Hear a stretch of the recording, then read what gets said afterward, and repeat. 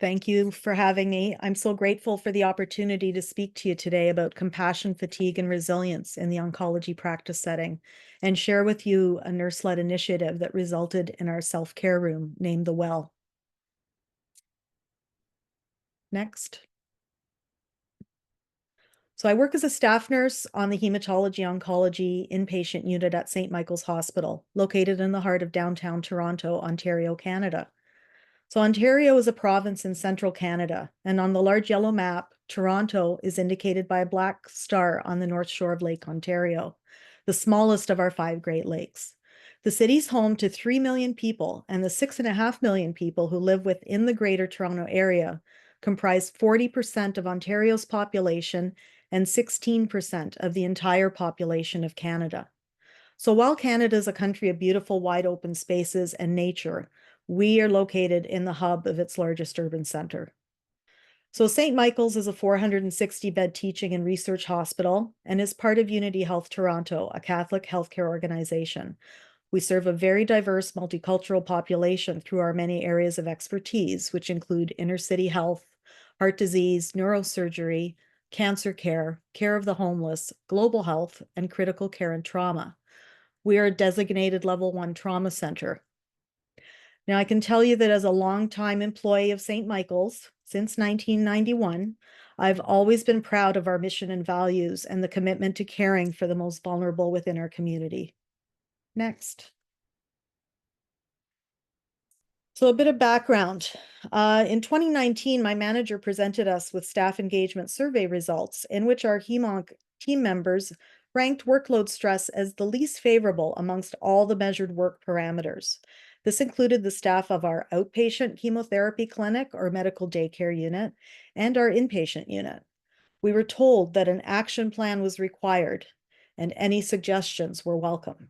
So having attended a compassion fatigue session at a Canadian Oncology nursing conference just prior to this, a session that really resonated for me, I suggested that it was more than just workload stress, that it was compassion fatigue, and perhaps creating awareness by providing education to team members could be beneficial. Well, my suggestion turned into a healthy workplace best practice initiative on mitigating nurse fatigue in healthcare. This initiative consisted of presenting 2 separate PowerPoint presentations to our interdisciplinary team members, the first on compassion fatigue and burnout, and the second on resilience and self-care. The rationale being that awareness and acknowledgement of how and why we are affected by the caring work we do is our first line of self-defense.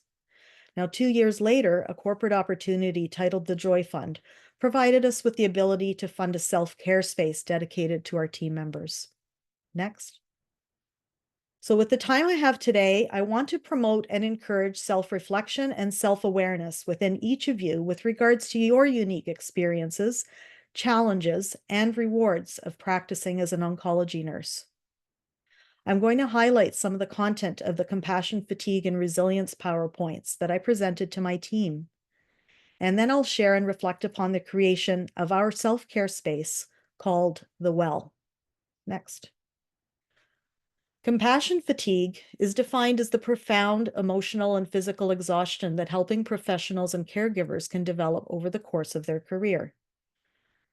It's described as an occupational hazard or the cost of caring for others in emotional pain, and it tends to affect those of us who do our work well. The 2 elements of compassion fatigue are burnout and secondary traumatic stress. Next. So this quote sums it up quite nicely. The expectation that we can be immersed in suffering and loss daily and not be touched by it is as unrealistic as expecting to be able to walk through water without getting wet. Next. Burnout is defined as the chronicity, acuity, and complexity that is perceived to be beyond the capacity of the caregiver. Next. So I don't have time to show you this video, but it's a great little I Love Lucy video clip that serves as a metaphor for burnout as we watch Lucy and her sidekick Ethel trying to pick up and package the chocolates from a conveyor belt that begins to move faster and faster as their ability to cope becomes more and more dysfunctional and comical. After showing the video, I asked my teammates, "What are your workplace chocolates?" Next. As healthcare providers, we're faced with the ongoing challenge of doing more with less. What is or is not in the budget can feel like a looming presence at times. Emotional exhaustion, depersonalization, and a decreased sense of personal accomplishment are signs of burnout, as are increased sick time and staff retention issues. Those of us who report most days at work as very stressful are 3 times more likely to experience depression. Next. There are several contributors to burnout. These include corporate or government change and how that change is managed, workload and work patterns, such as nurse-patient ratios, and the extent to which you feel supported at work by management and or colleagues. Burnout isn't unique to those of us in caring roles, but it will exacerbate our experience of secondary traumatic stress and hence compassion fatigue. Next. Secondary traumatic stress, or vicarious trauma, is a set of signs and symptoms that can develop as a result of repeated cumulative exposure to patients experiencing loss, pain, trauma, or suffering. As responders to those in pain or those who are suffering, we potentially leave ourselves open to incorporating their trauma as our own. Next. Secondary traumatic stress can affect each of us in different ways and can manifest in signs or symptoms that are physical, behavioral, or psychological in nature. Physical signs such as headaches, stomach upset or exhaustion, and behavioral signs like excessive uncharacteristic anger and irritability, shutting out the world on days off, and increase in addictive behavior may be some warning signs. Ask yourself, when I'm stressed and feeling overloaded, where do I feel it in my body? And at the end of a busy workday, what do I have left to give when I get home? Next. Several personal factors may also contribute to the development of compassion fatigue, making some of us more susceptible than others.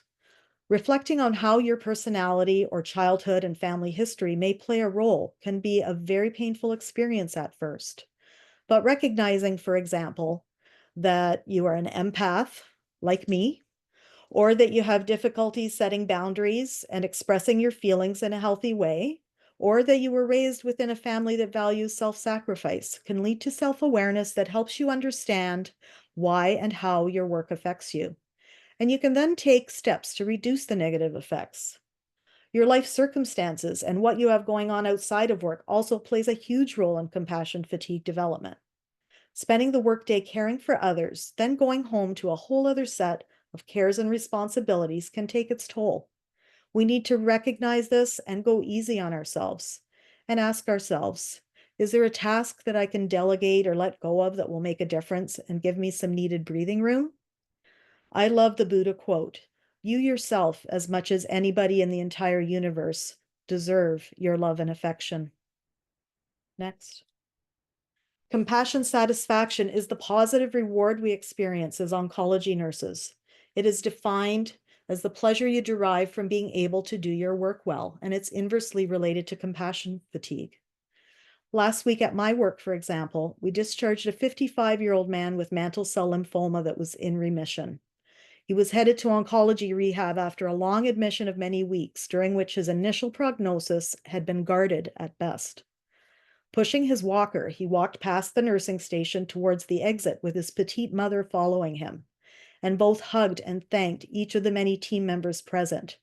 His mother smiled and said with such sincerity, "Every one of you is an angel. Thank you for giving me my son back." It was clear that we were all very affected by their sentiments. This is compassion satisfaction indeed. Next. So the professional quality of life scale is a validated scale consisting of 30 questions about experiences at work and their frequency within the last 30 days. It measures levels of burnout, secondary trauma, and compassion satisfaction as low, moderate, or high. I invited our team members to anonymously complete this questionnaire with the intention of including the results as part of compassion fatigue education. Now, if you go to the website proqual.org, the scale is available for download in many different languages. The site says 28 languages. You can also find several self-care tools and handouts on the site that are very helpful. Next. So these were our team results. We had a great response with 39, or almost 2/3 of team members completing the questionnaire. Of note, 44% of team members experienced both burnout and secondary traumatic stress, so both components of compassion fatigue at a moderate level. This is almost half our team members. And 77% experienced either burnout or secondary traumatic stress at a moderate level, so nearing 80%. Now, keep in mind that these results are a snapshot of the team at a given point in time and aren't static. For example, my guess is that a few months later during the COVID pandemic, we would have seen an increase in moderate and high levels of burnout and secondary trauma scores, and perhaps even some low compassion satisfaction scores. Also, these results help provide needed evidence for the future funding of our self-care space. Next. So when it comes to compassion fatigue, consider asking yourself, what are my particular vulnerabilities? How does what I see and hear impact me? What made me choose this line of work? And what sustains me and keeps me going? Next. So we're now going to move on to self-care and resilience. Next. So resilience refers to the capacity to recover quickly from difficulties or stress. It's the ability to bounce back. The slinky is often used as a metaphor for resilience. Next. Matthew describes resilience strategies as occurring at 3 levels: personal, professional, and organizational. And I'll talk a little bit about each of these. Next. So a resilience consideration when you're at work is what would enable you to go home feeling just a little bit less depleted. And when you're at home and thinking about your inter-shift recovery, what strategies between shifts and on days off help you to recharge your batteries? Do you make time for them during your busy home life? And what could you be doing more, less, or differently? Next. I can't stress enough the importance of self-awareness as a personal strategy. The move to self-awareness in and of itself can create a shift within you, where you become better at recognizing your stress signals, setting personal boundaries, and expressing your needs. And being able to ask for help is most definitely a strength. Next. The basics of self-care absolutely matter: sleep, rest, proper diet, and exercise. A study of ambulatory care oncology nurses at 2 Toronto hospitals found that sleep quality was a key contributor to the development of compassion satisfaction and the reduction of compassion fatigue. It's really important to carve out some time each day for an activity that you enjoy and that will help you to recharge and bounce back between shifts. Next. As we transition from work to home, there are rituals we can adopt to help us shake off and let go of the experiences of our workday. These include taking 10 minutes of quiet, if you're able to get it, going for a walk or run, showering and picturing washing away your day, changing into cozy clothes and picturing shedding off your day as you shed your work clothes. As well, visual imagery works wonders for me personally. The little white birds in this picture symbolize the events and emotions of my day. After work, I visualize myself when I need to. And I visualize myself, close my eyes, and I picture the little birds being released through a trap door at the top of my head. And as they fly away, I feel lighter and more carefree, and any sadness or grief leaves me that I've brought home from my workday. Next. Cognitive behavioral therapy as a personal strategy is about learning to manage and reframe your thinking to change your inner dialogue and thinking traps. For example, changing self-critical inner dialogue to "I tried my best." Our brains are like thought factories, producing thousands of thoughts every day. Now, wouldn't it be wonderful to be able to simply send those pesky thoughts of self-doubt and self-criticism straight to a delete file in the far recesses of our brain? Next. Our thoughts and attitudes are key for how we experience and handle stress. Strategies include practicing gratitude, recognizing and letting go of what's out of your control to change, and being open to change. Greater agreeableness and openness was related to increased compassion satisfaction and decreased burnout for ambulatory oncology nurses in one study. Next. Practicing mindfulness is about learning to be present and enjoying the moment. It has benefits such as helping us to respond consciously rather than react unconsciously. It gives us compassion fatigue protection in our work by helping us to be a non-anxious presence and providing genuine attentiveness in the moment with our patients. Next. If you've tried meditation and struggled to focus and clear your mind of thoughts, there are many focused, repetitive activities that mimic the positive effects of meditation. These include walking, gardening, baking, craft work, dancing or swaying to music, and focusing on a single object, such as a tree swaying or the flicker of a candle flame. Meditation practice reduces cortisol levels associated with stress and stimulates alpha brainwaves that are related to increased relaxation. Benefits include improved sleep and better management of stress, anxiety, depression, and pain. Next. So I began crocheting during COVID, and this expression of my corgi Morty sleeping on the floor beside me perfectly describes what happens to my overactive brain when I crochet. Next. Working within a team has implications for how we handle compassion fatigue and work stress.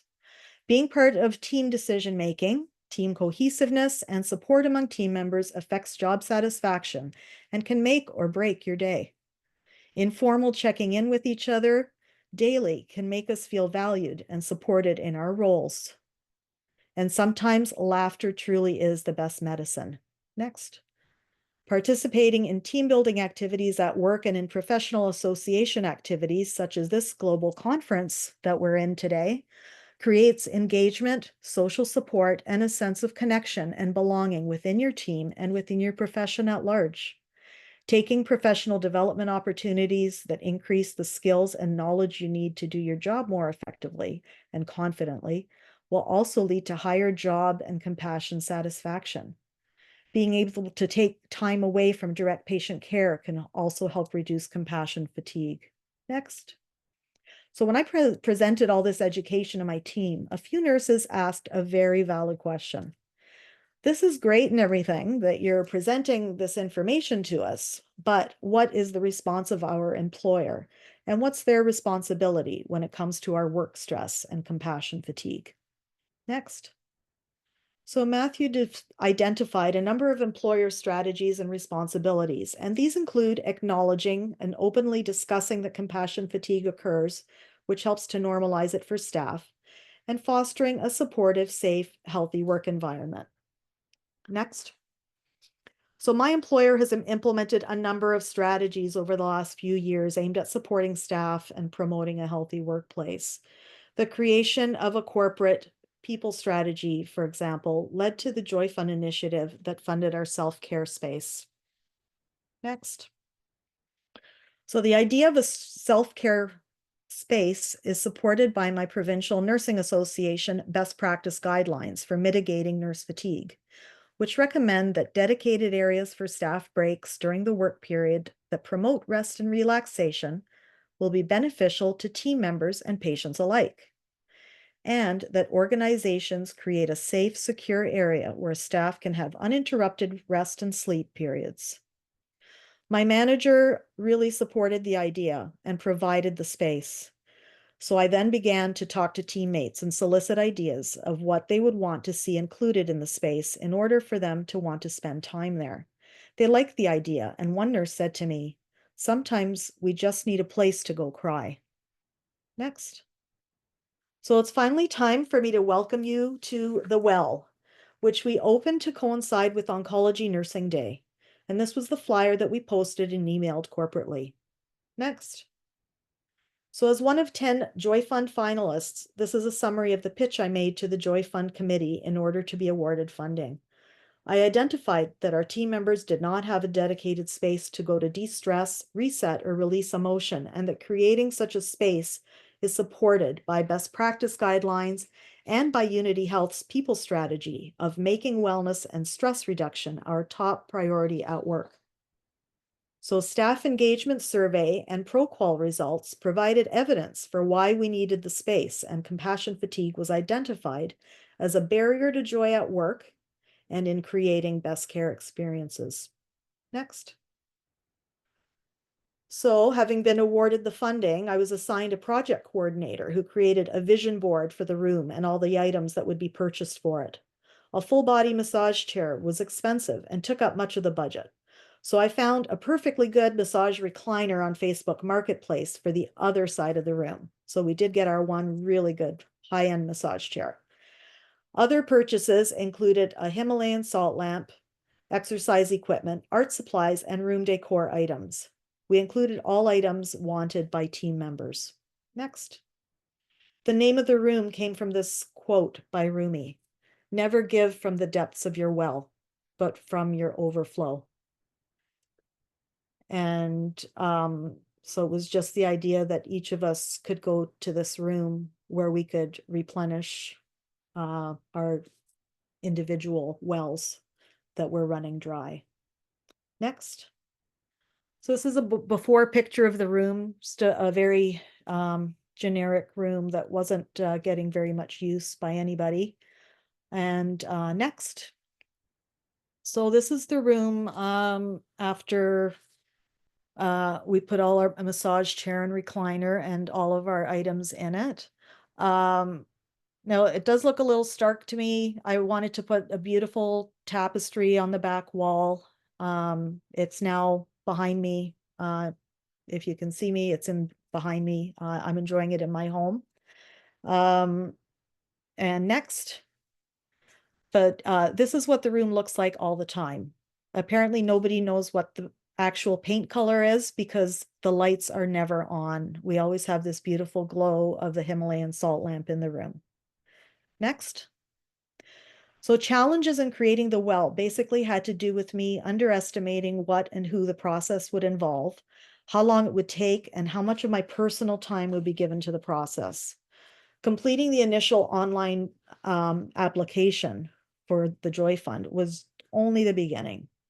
Many departments and individuals were involved and weighed in, and there were restrictions for what we could do with the room. And for example, infection control didn't allow us to have the tapestry that I mentioned on the back wall because all the items in the room had to have wipeable, non-porous surfaces.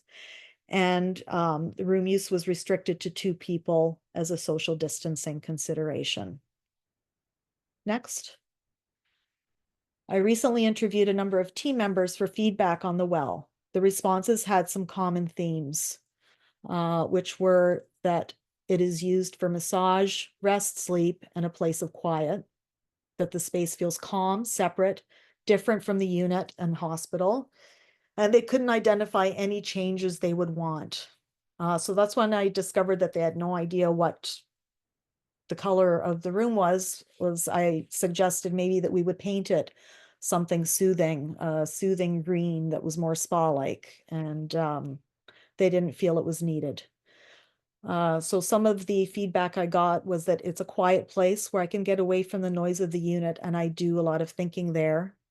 It gives us an area that feels separate from the hospital, and I like that it's a space just for us. It sets us apart. I've been approached by staff from other units who have asked, how can we get a room like this? Next. So on reflecting on this entire initiative, it's led me to a few observations. First, that the key to creating the self-care space like ours is being able to secure a designated space that is calm, quiet, separate, and promotes rest. And of all the items on the vision board, it turned out that the true essentials were the reclined seating and the soothing light source. There are ways in which we can promote a culture of caring that benefits us and ultimately our patients that doesn't require a budget. And some of my suggestions are, and they apply to everyone in the organizational hierarchy, valuing and practicing kindness, having awareness of our vulnerabilities and voicing our needs, recognizing that we're all in this together, and posting positive affirmations or messages like this one on the slide. Finally, we need to consider our new and future oncology nurses and team members with regards to what they need in order to maintain health, feel valued, stay, and excel in the profession. Mental health is health.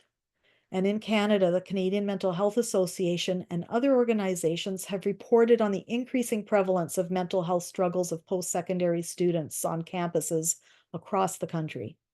These young people are our future oncology team members who will greatly benefit from a culture of caring as they enter their chosen professions. Now, through COVID, my team has seen many early retirements, increased staff turnover, and the hiring of many wonderful new nurses. It feels like I've suddenly become the old lady on the unit, the mom. And I really want to ensure that we provide these young team members with a setting in which they can develop and thrive in their careers. So we can go to the very last slide. Keep on going to the very end. And so this really sums it up for me. I heard this Jay Shetty of the Daily J on the Com app. When we focus on our individual growth, it leads us to want to serve others. And in serving others, we also grow as individuals. So it's grow to give and give to grow. Thank you so much. Thank you, Suzanne. Now I understand how much you had to tell us. And actually, it is like I like to kind of keep a couple of the things that speakers tell us, but one of the things that is stuck to my mind is throw to the rest of the people that are listening how many of those warning signs that you were speaking, how we felt at some point of our profession, because actually we have all felt warning signs at some point, I assume. I also want to assume that most of the people that are listening to us also want a room like that.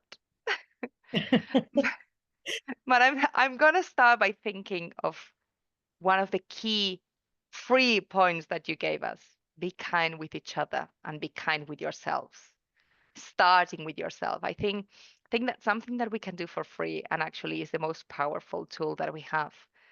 Um, if you could say one thing to the audience that is listening to us, um, of what they can do to, even though we are going to get wet, as you were saying before, to try to protect ourselves, what would be your key message for our audience?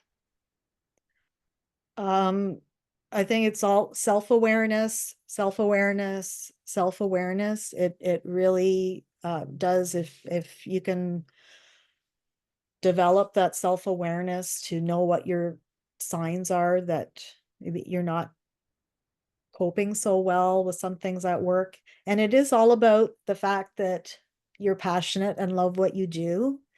And that's why these negatives can also come into play. By far, being an oncology nurse and nursing for me for the last 33 years has been an incredibly rewarding career.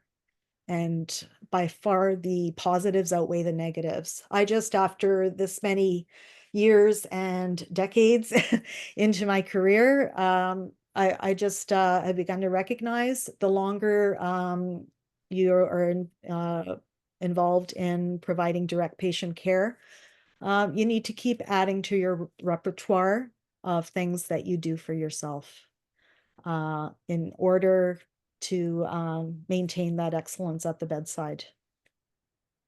So, Suzanne, thank you. Like, I think you did a wonderful work, and you also did wonderfully today by summarizing all the job that you have done and translating it into also what all of us can do, despite not having the funding to do that amazing room. So thank you so much for being here today.